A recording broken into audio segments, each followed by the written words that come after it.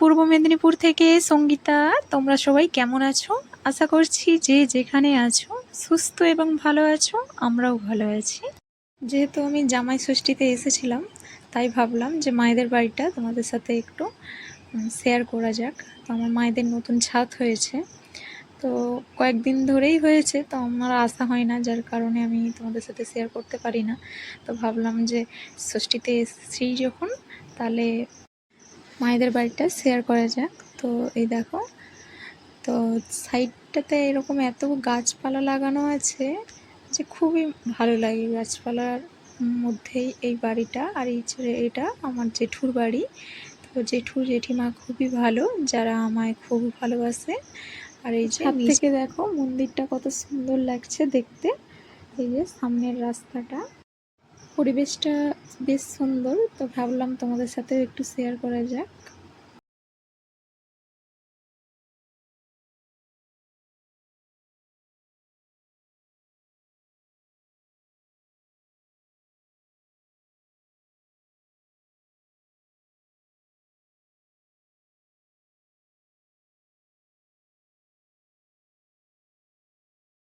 আর এই যে দেখো নিচে চলে এসেছি।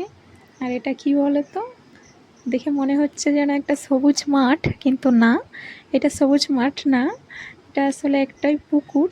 তো পুকুরটাতে এত পরিমাণ পানা হয়েছে, তো পানাতে পুরো ভরে গেছে দেখো। আর খুবই সুন্দর লাগছে এই চারিপাশের পরিবেশটা। আর এই যে গাছগুলো দেখছো, গাছগুলো আমার জেঠুদের। তো জেঠুটাদের গাছ লাগিয়েছে। আর এই যে রঙ্গন ফুলের গাছটা দেখছো, এটা আমি লাগিয়েছিলাম। তো এত কুঁড়ি হয়েছে দেখো। হ্যাঁ, 2 থেকে 2.5 বছর বয়স হয়ে গেছে গাছটার। তো প্রতি বছরই ফুল দেয় খুব সুন্দর।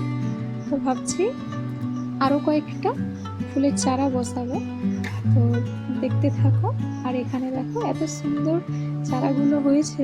চারা তো গাছ লাগাতে আমি চারাগুলো ভালোবাসি, কিন্তু বর্ষার গাছটা হয়েছে পছন্দ করে আমার, মানে যে কোনো ফুল গাছ।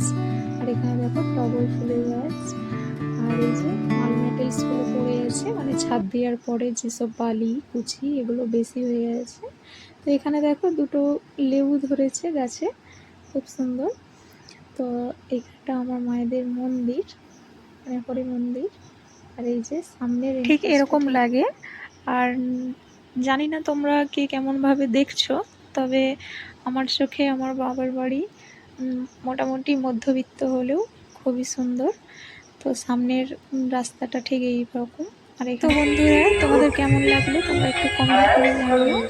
আমার বাবার বাড়ি আর ছাদ আছে। তো বন্ধুরা, আজ এটুকু পর্যন্তই। আবারও নেক্সট কোনো ব্লগে তোমাদের সাথে দেখা হচ্ছে। ততক্ষণের জন্য সুস্থ এবং ভালো।